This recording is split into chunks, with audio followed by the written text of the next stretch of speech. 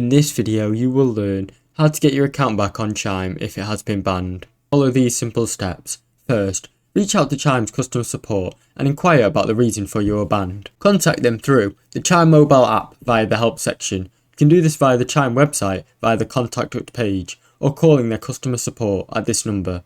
Understand the reason. Chime typically provides an explanation if your account has been suspended or closed due to a violation in their terms of service.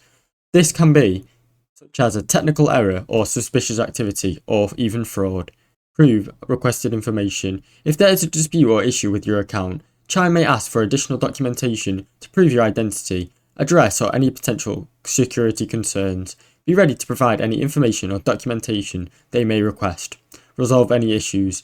If there is an issue with your account, such as mistaken ban or incorrect information, work with Chime to resolve it. This can include submitting further proof or addressing the underlying problem.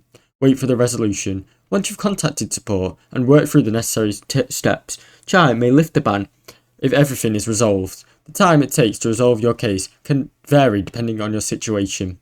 Thanks for watching. Don't forget to like and subscribe.